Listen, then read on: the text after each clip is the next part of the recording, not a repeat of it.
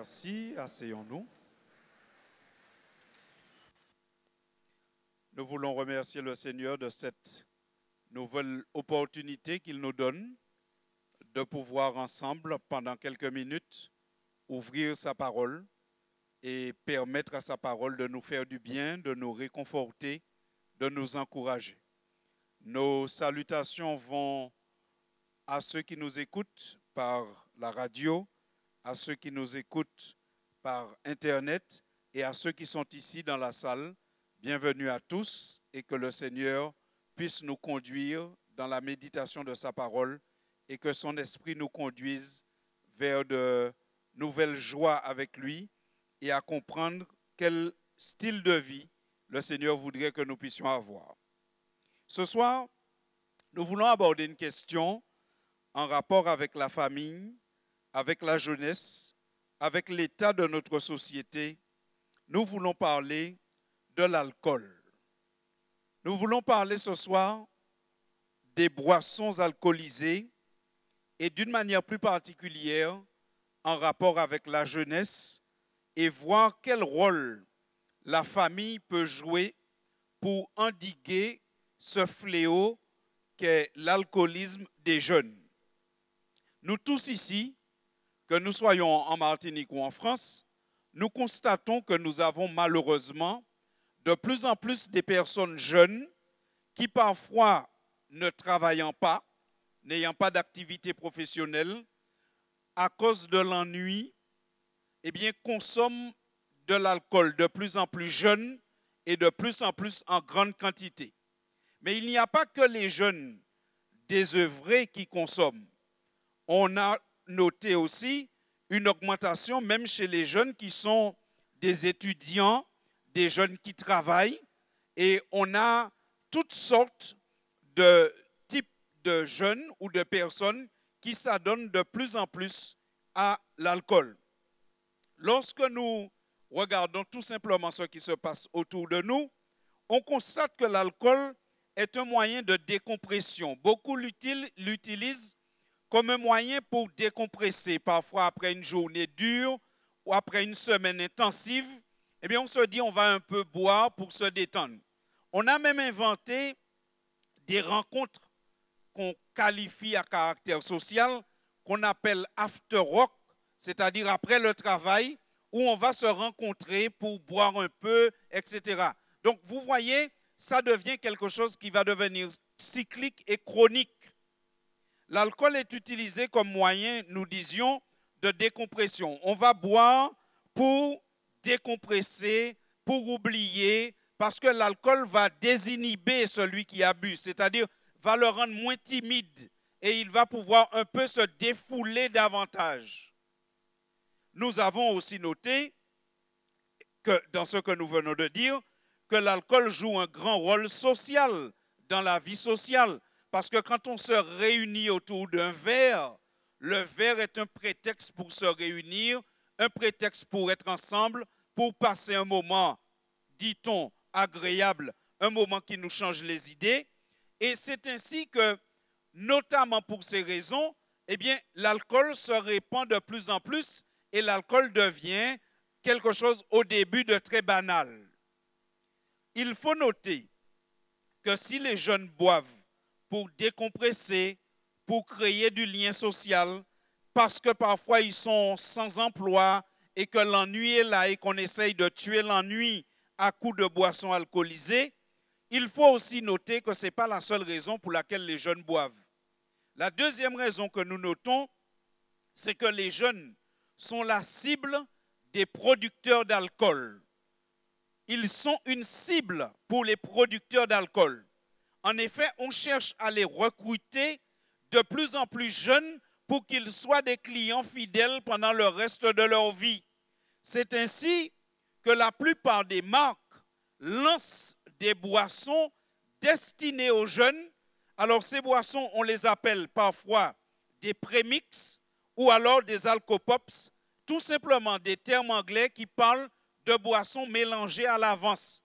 Quel est le mélange? Du soda et de l'alcool.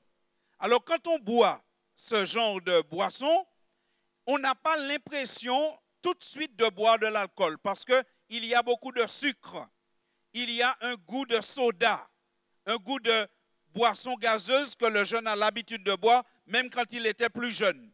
Mais on va intégrer de l'alcool. C'est pourquoi on les appelle des prémix, des mélangés d'avance. On va mélanger de l'alcool avec du soda. Donc, le jeune qui a l'habitude de boire du jus ou du soda, eh bien, il a toujours l'impression au départ de boire la même boisson, mais comme l'alcool est caché derrière le goût du sucre, eh bien, il commence à s'accoutumer, à s'habituer à l'alcool et petit à petit, il a besoin d'alcool et il devient un client pour les producteurs d'alcool. Donc, les jeunes représentent une cible, un marché, une clientèle qu'on veut se constituer très tôt pour l'alcool. Deuxième raison. La troisième raison, c'est que l'alcool, bien qu'étant une substance psychotrope, c'est-à-dire quand vous en prenez, ça modifie votre comportement. Vous n'avez plus le même schéma mental, vous n'avez plus le même comportement. Bien qu'étant un produit de ce type, l'alcool est légal. Alors, quand vous passez à la caisse du supermarché ou à la caisse de certains magasins, on dit clairement, eh bien, quand tu n'es pas majeur, tu ne peux pas acheter de l'alcool. Mais combien de fois avez-vous assisté à une caissière ou un patron de station-service ou autre qui dit à un jeune homme, je ne te vends pas parce que tu ne m'as pas montré ta carte d'identité qui prouve que tu as 18 ans. Combien de fois vous avez assisté à cela? La fichette est là parce que la loi le dit, mais qui applique cette loi vraiment? Qui contrôle l'âge des gens qui viennent acheter de l'alcool? Et puis il suffit d'avoir dans le groupe un qui a plus de 18 ans qui fait les achats pour les autres, si jamais on contrôlait. Parce que l'alcool est une substance légale. Et l'alcool est d'autant plus légalisé qu'on l'utilise dans la famille. L'alcool est légalisé par la société, mais l'alcool est légalisé, légitimé par le fait que dans la famille, on l'utilise. Si on pose la question à la plupart des adultes et on leur dit « Où avez-vous eu pour la première fois à goûter de l'alcool? Où avez-vous eu pour la première fois à goûter de l'alcool? » Pratiquement 100% des gens, la première fois qu'ils ont goûté de l'alcool, à part quelques exceptions, c'était toujours dans la famille. Et souvent, on offre le verre aux jeunes à des occasions fortes. 12e anniversaire, 14e anniversaire, tu as 16 ans, tu peux maintenant prendre une coupe. Donc, il faut imaginer ce qui se passe à ce moment-là.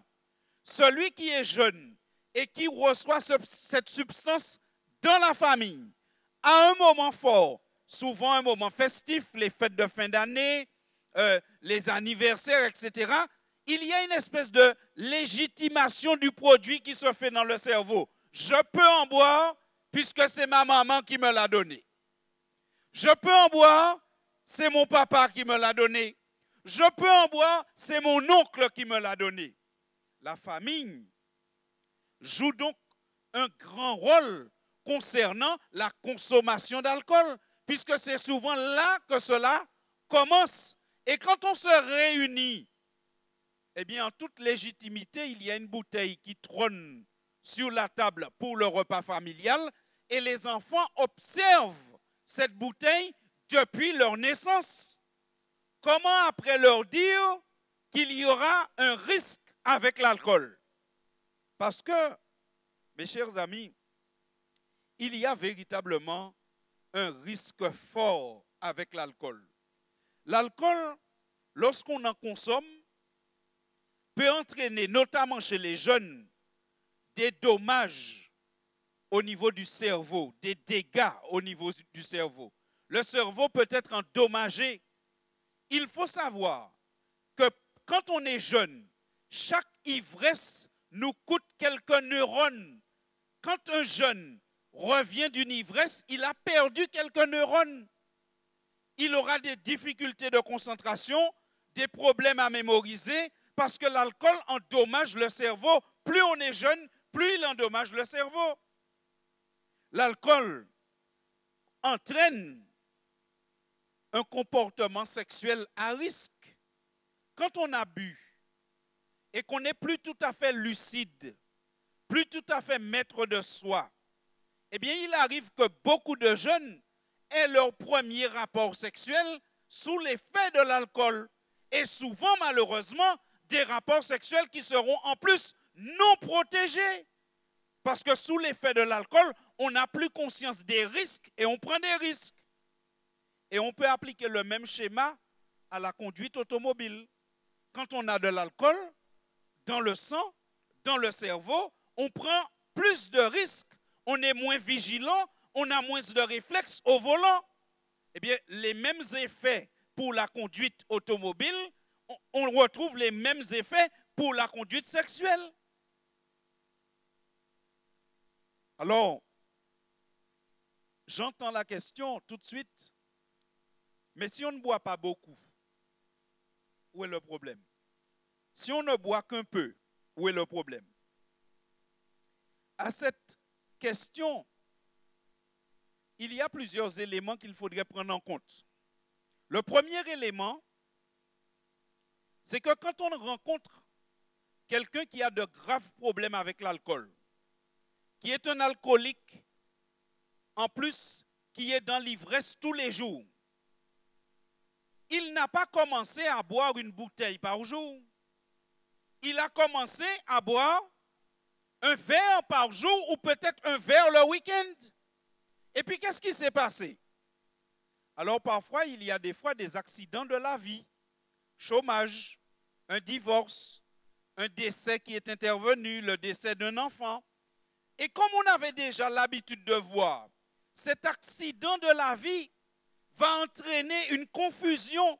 Et là, à ce moment, celui qui boit un peu risque de devenir un alcoolique, en plus ivrogne. Parce que je fais la différence entre un alcoolique et celui qui est dans l'ivresse. Il y a des gens qui ne sont jamais ivres, mais qui pourtant sont alcooliques. Alcoolique veut dire dépendant de la substance. J'en ai besoin tous les jours pour me sentir bien. Un alcoolique n'est pas forcément ivre tous les jours, mais l'alcoolique, c'est celui, il en a besoin régulièrement pour se sentir bien. Il est dépendant. C'est un peu comme le café, vous savez. Quand on se lève chaque matin et qu'on a besoin de sa dose de café pour démarrer, en quelque part là, il y a une dépendance au café. Mais est-ce qu'on boit forcément 10 litres de café par jour? Pas forcément. On peut boire une tasse ou deux, mais il me faut cette tasse pour démarrer le matin. Donc, en quelque part, je suis dépendant. Il y a un esclavage, il y a un lien entre le buveur de café et le café parce que s'il n'en a pas, il ne démarre pas. Eh bien, c'est pareil pour l'alcool. Vous avez des gens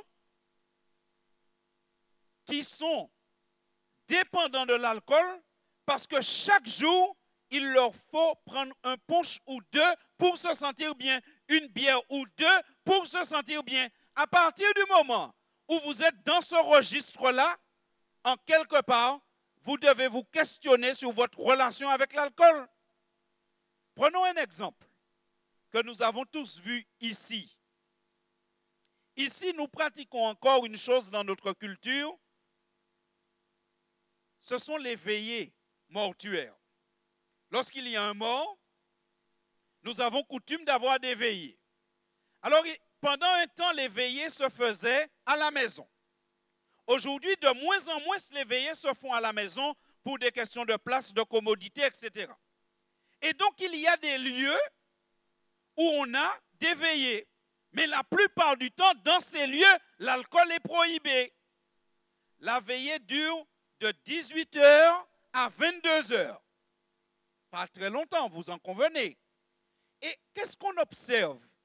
Des personnes qui sont tout à fait bien dans la société, qui ne peuvent pas rester ce laps de temps en réunion sans alcool. Et vous observez un ballet, un défilé entre le lieu de recueillement et une voiture qui a le coffre ouvert sur le parking à l'extérieur. Qu'est-ce qui se passe? On est dans une situation où certaines personnes ne peuvent pas se retrouver en réunion sans alcool. Et ces personnes, quand vous les questionnez sur les dangers de l'alcool, ils vous disent non, mais pas à en pile. Hein? Mais il faut reconnaître qu'il y a un système de dépendance qui est déjà établi. Donc on peut être alcoolique sans être ivre tous les jours, mais le problème c'est qu'il y a une dépendance. Je ne peux m'en passer. Et ça c'est grave. Donc je disais, on peut ne pas boire beaucoup au début, un accident de la vie arrive, et puis on bascule. Il faut aussi noter, aujourd'hui c'est certain que tous les humains n'ont pas les mêmes dispositions génétiques pour gérer l'alcool. Aujourd'hui, on le sait, il y a des humains qui, dans leur disposition biologique, physique, on sait qu'ils ont moins de capacité à gérer leur consommation d'alcool. Et ça, on ne le sait pas au début. Au début, on ne sait pas si on est parmi les forts ou les faibles. Donc, il vaut mieux ne pas prendre de risques, puisqu'on ne sait pas dans quelle catégorie on est. Surtout que l'alcool n'est pas un nutriment indispensable pour se porter bien. La preuve, ça fait quelques années que plusieurs d'entre vous n'en ont pas bu. Et vous n'avez pas l'air si mal que cela. Ce n'est pas un nutriment indispensable. Il faut aussi noter, mes chers amis, que certaines personnes disent, oui, je ne bois pas beaucoup. Mais vous savez, si vous prenez le code de la route, la dose d'alcool qui met un conducteur en contravention représente à peu près 2 verres. C'est-à-dire que le législateur, il estime qu'un conducteur qui aura bu 2 verres et qui aura glissé sur un 3e, il n'est plus apte à conduire un véhicule. Et pour un chauffeur de bus, de transport en commun, le seuil est encore plus bas parce que c'est 0,2, ce qui représente à peu près 1 verre. Le législateur estime que quand quelqu'un conduit un bus dans lequel il y a 60 personnes, en plus des enfants, qu'il n'est pas bon qu'il ait même bu 1 verre. Et c'est pourquoi les mêmes personnes qui militent pour la consommation d'un peu d'alcool, si nous leur posions la question le matin, quand ils emmènent leur bain au bus, et si nous leur disions, madame, le chauffeur qui est là et qui va conduire votre bus, votre enfant à l'école, il a bu 2 bières ce matin. Vous verrez certainement des personnes qui reculeraient avec leurs enfants et diront, manquez mener l'école moi-même. Donc, en quelque part, il faut reconnaître qu'une très petite quantité d'alcool enlève déjà le discernement, la capacité d'avoir des réflexes et d'avoir une bonne conduite. On n'a pas besoin de boire énormément pour rallonger sa distance de freinage. Par conséquent, ce qu'il faut dire, c'est que l'alcool, aujourd'hui, est un fléau pour la société parce que nous l'avons légalisé, la société l'a légalisé, mais on a légalisé un produit que la Bible compare à un serpent. La Bible compare l'alcool à un serpent en disant, il est là, le serpent tout gentil, bien enveloppé. D'ailleurs, quand vous regardez un serpent au soleil, c'est beau. Tellement c'est beau, on prend sa peau pour faire des sacs à main pour les dames et des ceintures pour les messieurs et des portefeuilles pour les gentlemen. C'est beau un serpent, pas vrai? Tellement beau qu'on utilise sa peau dans la maroquinerie. Mais ce serpent qui paraît si beau, il est extrêmement dangereux l'alcool est comparé dans la Bible à un serpent. Ça a l'air inoffensif, mais à la fin, ça finit par vous mettre KO. Et c'est pourquoi le chrétien, comprenant ces choses, choisit l'abstinence concernant l'alcool. Aujourd'hui, on parle souvent, et vous entendez parler dans la société très souvent, d'une drogue qui s'appelle la GHB ou bien la kétamine. C'est ce qu'on appelle couramment la drogue du violeur. C'est une substance qu'on va mettre dans un verre, quelqu'un l'aura bu, on pourra violer cette personne librement et le lendemain, elle ne se souviendra plus de rien. Mais j'aimerais vous dire que la première drogue du violeur, ce n'est pas la GHB, ce n'est pas la kétamine, c'est bien l'alcool. La plupart des fois où il y a eu des viols, des agressions sexuelles, c'est parce qu'il y avait des gens qui étaient dans un contexte alcoolisé. D'ailleurs, si vous lisez dans vos Bibles, prenons cette référence, Genèse au chapitre 19, nous verrons qu'il y a eu un viol qui a été fait avec l'alcool. Genèse chapitre 19, mais ce viol est doublé d'un inceste. Genèse chapitre 19. Et nous lisons à partir du verset 30. La Bible parle d'un personnage qu'on appelle Lot et de ses filles. Lot est un homme qui a échappé à la destruction de Sodome et de Gomorrhe avec ses filles. Et il habita dans une montagne. Et lorsqu'il habite dans cette montagne, ses filles s'inquiètent en se disant, mais on est là dans la montagne avec papa, mais où est-ce qu'on va rencontrer un homme pour perpétuer? Et là, elles vont utiliser la drogue du violeur. Au verset 30 du chapitre 19 de la Genèse, nous lisons « Lot quitta Tsoar pour la hauteur et se fixa sur la montagne. Avec ses deux filles, car il craignait de rester à Tsoar. Il habita dans une caverne, lui et ses deux filles. L'aîné dit à la plus jeune, « Notre père est vieux, il n'y a point d'homme dans la contrée pour venir vers nous, selon l'usage de tous les pays. Viens, faisons boire du vin à notre père et couchons avec lui, afin que nous conservions la race de notre père. » L'alcool, c'est la drogue du violeur, des abus, des incestes, des égarements. Dans une famille, on ne devrait pas avoir de l'alcool. C'est vrai que les filles ont eu une mauvaise idée de faire consommer de l'alcool à leur père au point de l'enivrer pour coucher avec lui. Mais on peut se poser une question. Où ont-elles pris l'alcool? Qui a emmené l'alcool dans la famille? Qui avait l'habitude de boire et qui n'a pas été choqué au premier verre, de telle sorte qu'il y a eu un deuxième verre, un troisième verre et un quatrième verre? En réalité, les filles de Lot sont coupables. Mais Lot n'a-t-il pas aussi une responsabilité? En tant que parent, certains parents aujourd'hui se plaignent d'avoir un enfant alcoolique. Mais il faut que nous réfléchissions.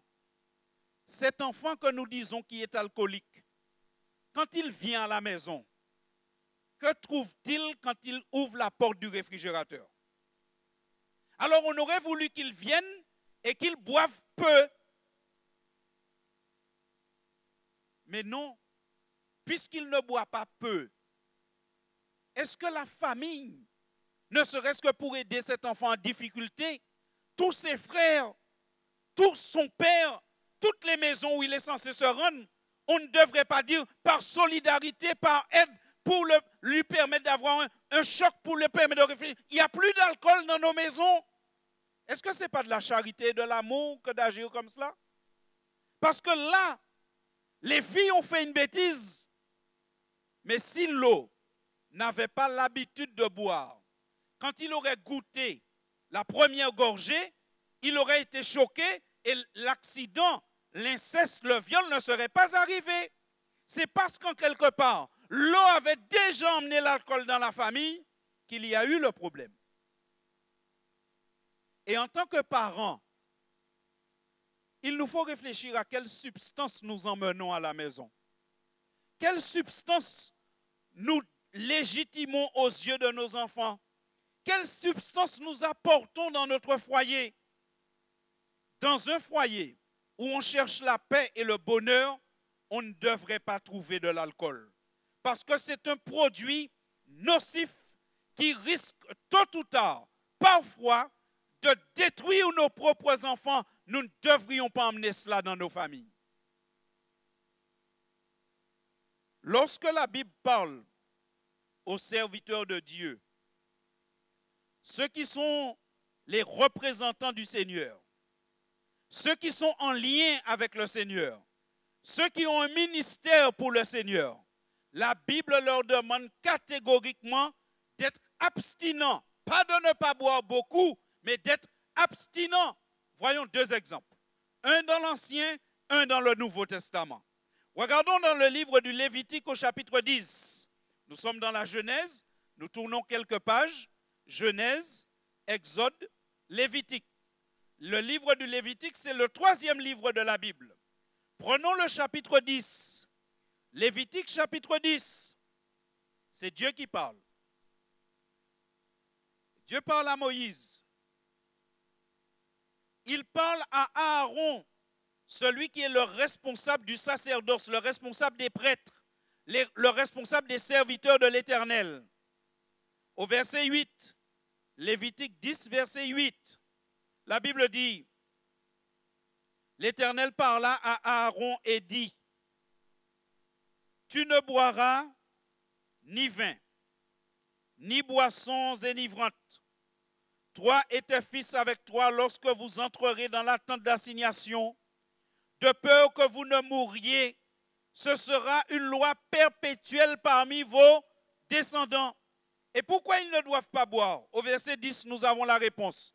Afin que vous puissiez distinguer ce qui est saint de ce qui est profane, ce qui est impur de ce qui est pur, et enseigner aux enfants d'Israël toutes les lois que l'Éternel a données par Moïse. Ils sont les enseignants de la parole de Dieu. Ils portent la parole de Dieu, le vecteur par lequel Dieu donne la parole au peuple d'Israël. Et Dieu leur dit, quand vous êtes à mon service, vous devez être totalement abstinent. Parce qu'à mon service, il faut distinguer le bien du mal. Il faut que vous soyez en capacité d'être lucide et d'apporter ma parole avec sagesse. Alors certains me diront, mais oui, mais nous ne sommes plus Aaron. Et nous ne sommes pas les fils d'Aaron. Mais ce n'est pas ce que la Bible dit. La Bible fait des chrétiens. La Bible fait de ceux qui ont accepté Jésus-Christ comme leur sauveur. La Bible fait d'eux des serviteurs de Dieu au même titre qu'Aaron. Vous en voulez une preuve? Allons faire un saut dans la première épître de Pierre. 1 Pierre, chapitre 2.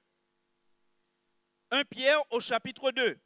C'est vers la fin de la Bible, un peu avant le livre de l'Apocalypse. Vous avez les épîtres de Pierre. 1 Pierre au chapitre 2. Et nous lirons à partir du verset 9. Je vous fais confiance pour lire un peu avant, quand vous serez rentrés à la maison ce soir. Mais laissez-moi vous dire ce qui se passe un peu avant. L'apôtre Pierre va distinguer les hommes en deux catégories. Ceux qui ont rejeté Jésus-Christ comme étant le Messie, le Sauveur. Et il dit, pour ces gens-là, Jésus est devenu une pierre d'achoppement. Jésus est devenu un rocher sur lequel ils vont culbuter. Et puis il dit, à partir du verset 9, vous au contraire qui avez accepté Jésus. Donc avant le verset 9, il parle de ceux qui n'ont pas accepté Jésus. Et à partir du verset 9, donc 1 Pierre 2, verset 9, il parle de ceux qui ont accepté Jésus. Et que dit-il? Vous au contraire, vous êtes une race élue. Vous êtes quoi? Un sacerdoce royal. Oh mes amis, la Bible vient de nous dire dans Lévitique 10, le prêtre en service abstinent. Et la Bible nous dit dans 1 Pierre 2, au verset 9 et 10, que ceux qui ont accepté Jésus, vous au contraire, vous qui avez accepté Jésus, vous êtes un sacerdoce royal. Ça veut dire, vous représentez la prêtrise. Parce que les chrétiens, que sont-ils d'après Jésus? Jésus dit des chrétiens, vous êtes la lumière du monde. Quelle lumière les chrétiens apportent dans le monde? Ce n'est pas la lumière qui est là dans l'ampoule. Hein? Ça, c'est EDF qui apporte cette lumière-là. La lumière que les chrétiens apportent, c'est laquelle? C'est celle qui est présentée dans Jean chapitre 1er, l'évangile de Jean au chapitre 1er. Quand la Bible parle de Jésus, la Bible dit quoi? Jésus est la véritable lumière qui, en venant dans le monde, éclaire tout homme. Donc les chrétiens, ils ont le rôle des prêtres, enseigner la parole de Dieu, montrer au monde qui est Dieu, comment on vit quand on est enfant de Dieu.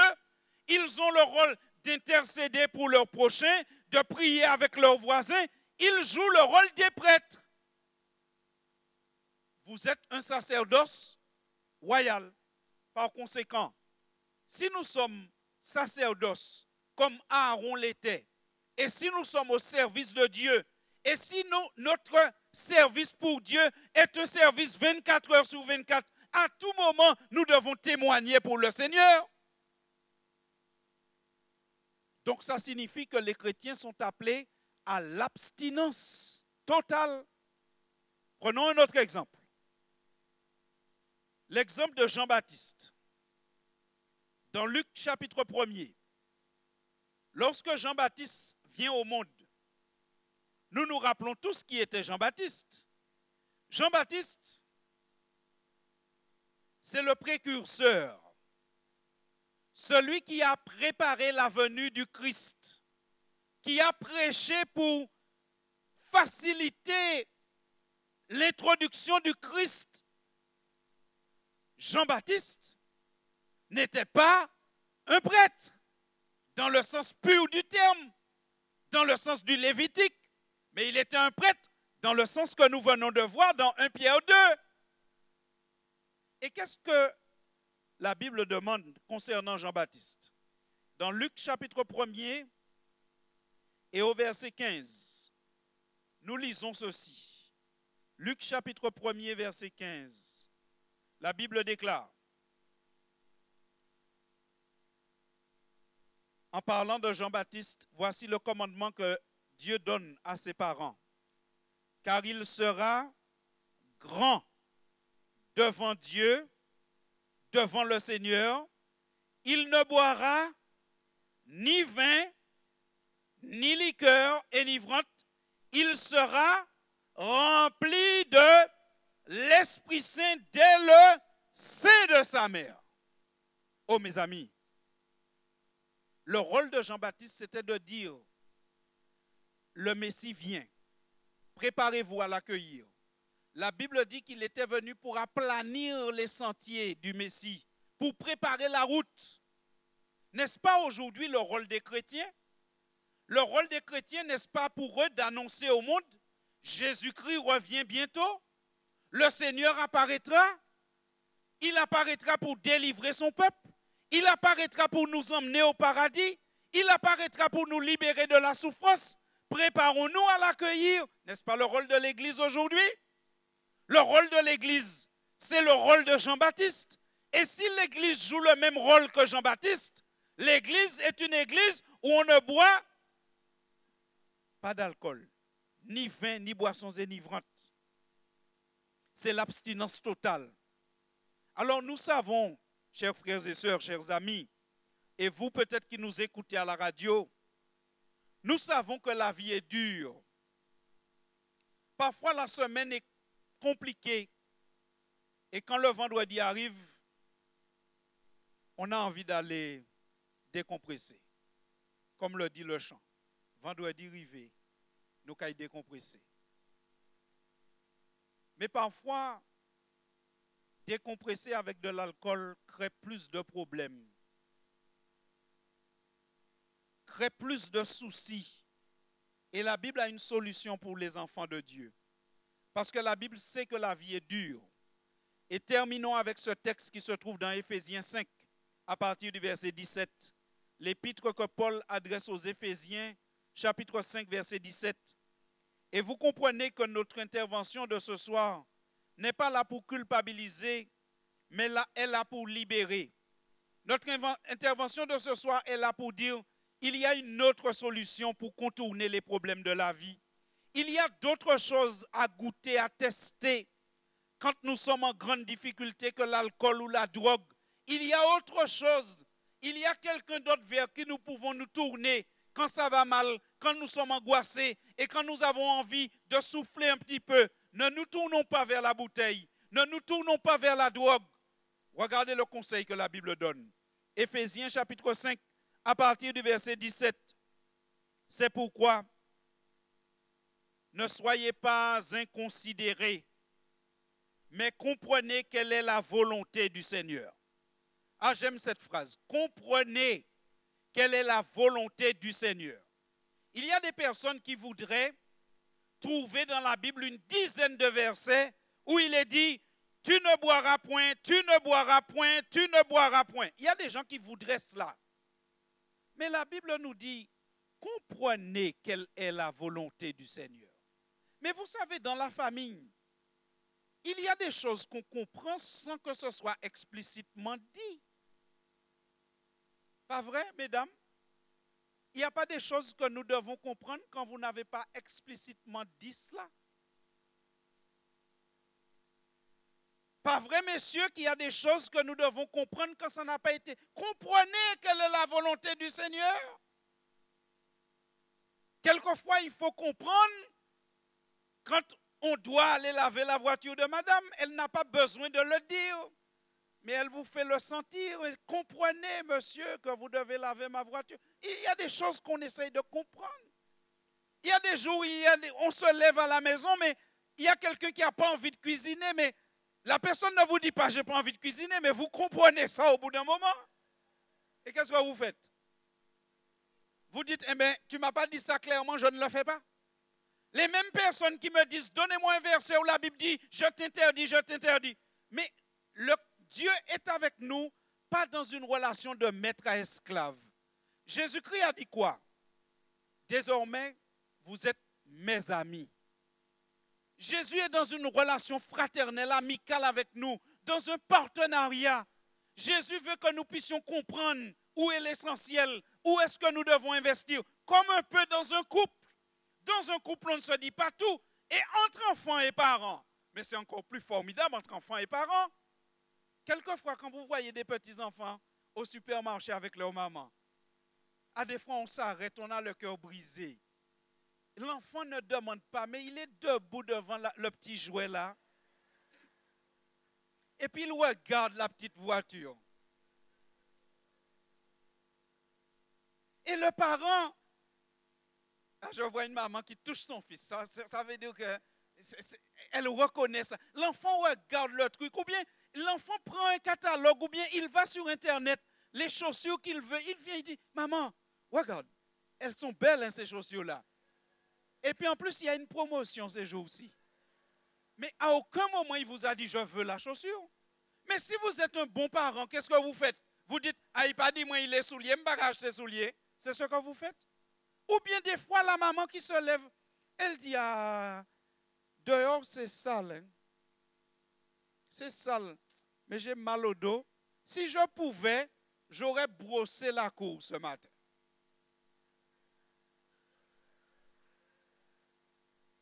Vous n'avez jamais entendu votre maman vous dire une phrase comme ça?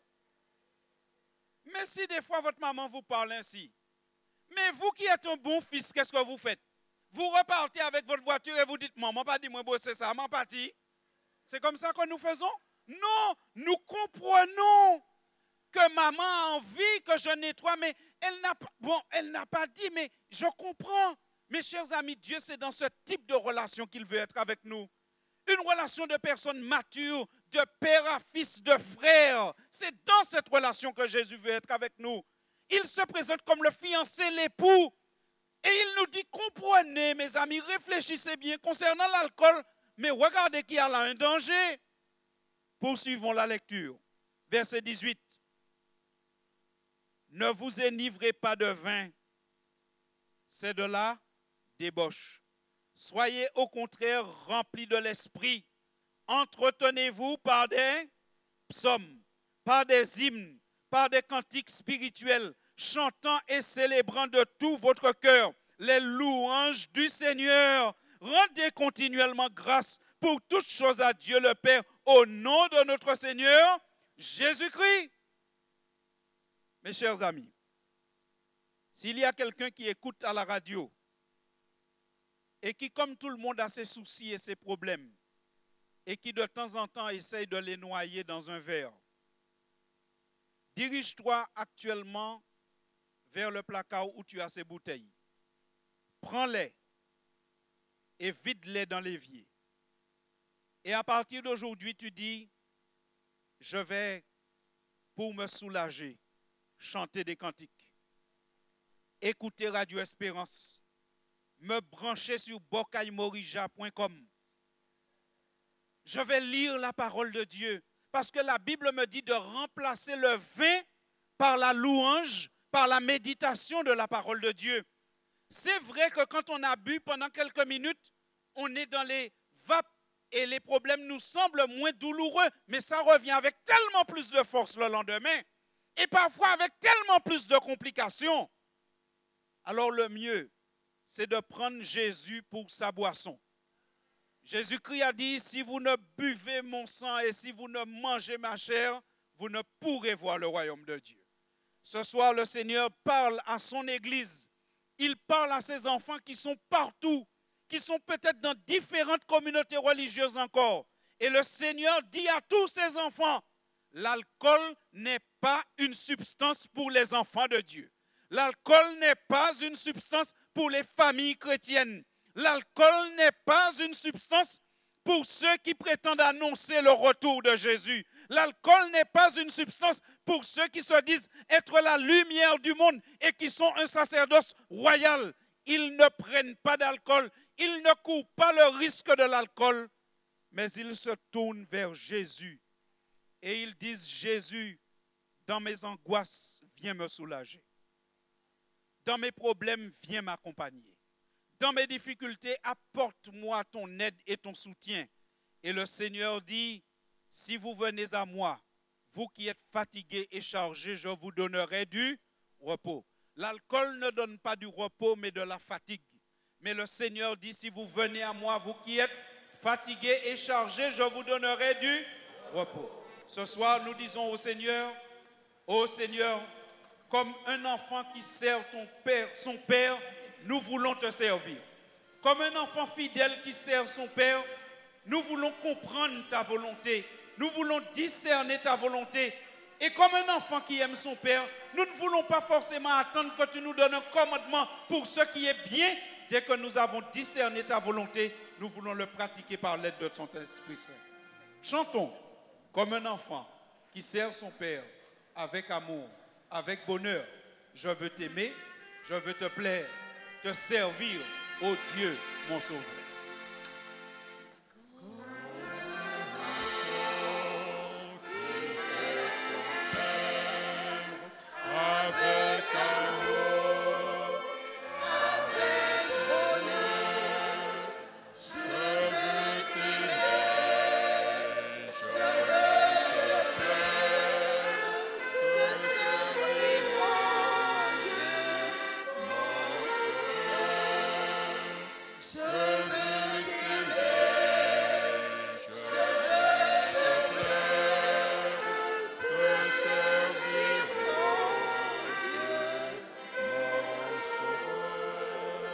Mettons-nous debout pour chanter le prochain couplet. De ton esprit remplis mon âme, de ton amour remplis mon cœur. Et lorsque nous aurons fini de chanter ce couplet, nous allons prier pour tous ceux qui voudraient être délivrés de l'esclavage d'un produit quelconque. Nous allons prier pour les mères, les pères qui pleurent parce qu'ils ont un enfant dans l'alcool. Nous prierons avec les enfants qui prient parce qu'ils ont un père ou une mère dans l'alcool. Si vous nous écoutez à la radio ou ailleurs, vous pouvez participer à cette prière avec nous. Nous voulons intercéder pour que nous puissions comprendre ces choses et en être débarrassés par la grâce de Dieu. Chantons ce couplet avec confiance.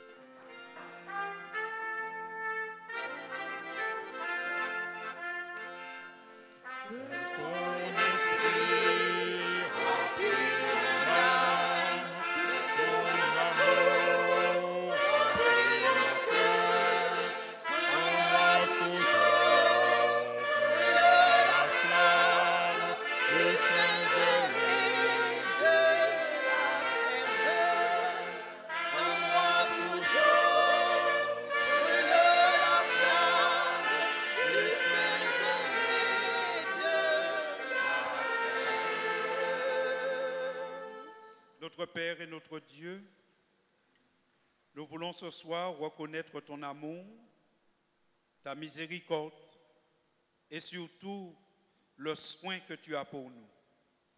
Seigneur, la Bible dit que le Saint-Esprit interprète nos soupirs. Parfois, nous soupirons seulement, Seigneur. Et toi, tu cherches et tu trouves ce dont nous avons besoin et tu nous bénis parfois même avant que nous ayons demandé. Amen. Parfois même, c'est seulement quand nous avons seulement soupiré que tu nous bénis déjà. Ô Seigneur, nous aurions voulu être dans la même relation avec toi. Nous aurions voulu chercher ta volonté, discerner ta volonté et avec plaisir accomplir ce que tu nous demandes. Et ce soir, nous comprenons, Seigneur, que tu voudrais que nous soyons des personnes lucides, des personnes équilibrées. Et tu nous demandes de renoncer à l'alcool, parce que l'alcool perturbe nos pensées, notre comportement et notre discernement. L'alcool a brisé tant de familles, Seigneur. Il y a tant d'enfants qui aujourd'hui marchent dans la honte parce qu'ils ont un parent alcoolique. Il y a tant de parents, Seigneur, qui marchent courbés parce qu'ils ont un enfant tenu par l'alcool dans l'esclavage. Au nom de Jésus-Christ de Nazareth, mort sur la croix du Calvaire à Golgotha pour nous libérer de tout esclavage, nous prions, Seigneur, afin que dans ta bonté, tu interviennes pour ce parent qui prie pour son enfant, pour cette femme qui prie pour son mari, pour cet homme qui prie pour sa femme, pour cet enfant qui prie pour son père ou pour sa mère, afin que tu trouves des solutions pour délivrer tes enfants de l'esclavage de l'alcool. Seigneur, la Bible dit que tu nous as affranchis pour la liberté. La Bible dit, vous connaîtrez la vérité et la vérité vous affranchira. Seigneur, tu es venu pour que nous soyons libres. Nous célébrons chaque 22 mai la fin de l'esclavage. Mais nous sommes peut-être dans d'autres esclavages, l'alcool, la cigarette ou d'autres choses encore. Seigneur, s'il te plaît, permets-nous de comprendre que tu veux que nous soyons des hommes et des femmes libres en Jésus-Christ. Amen. Que nous ne soyons pas tenus de boire quelque chose chaque matin ou chaque soir ou chaque midi. Tu veux que nous soyons libres en Jésus, Seigneur. Libère-nous, Seigneur. Et permets-nous de comprendre que le vrai réconfort, c'est en toi qu'il est. Le vrai réconfort est en Jésus-Christ. Seigneur, pour ceux qui ont des souffrances, des difficultés, viens dans ta grâce nous secourir et fais-nous comprendre que c'est auprès de toi qu'est la liberté, le réconfort et le bonheur. C'est Jésus qui me délivre de mes tourments. Et ce soir, nous acceptons Jésus comme notre Sauveur et Seigneur. Nous te disons, Seigneur, prends nos vies, prends nos problèmes et renvoie-nous avec ta paix et ta grâce. Renvoie-nous avec confiance en toi et permets-nous de nous tourner vers toi avec assurance, car c'est dans le nom de Jésus que se trouve la puissance, la liberté et la vie. Seigneur, bénis-nous, car c'est au nom de Jésus que nous avons prié et pour ta gloire éternelle. Amen. Je voudrais juste vous rappeler que nous avons ici même une cérémonie de baptême samedi par la grâce de Dieu. Si vous n'avez pas encore été baptisé comme Jésus et la parole de Dieu vous touche, vous voyez ce que l'Esprit Saint fait pour vous. Rapprochez-vous de nous. Si vous écoutez à la maison, appelez au 0596 60 48 24. Et nous nous ferons un plaisir de vous accompagner pour que vous soyez libres en Jésus. Que Dieu nous bénisse.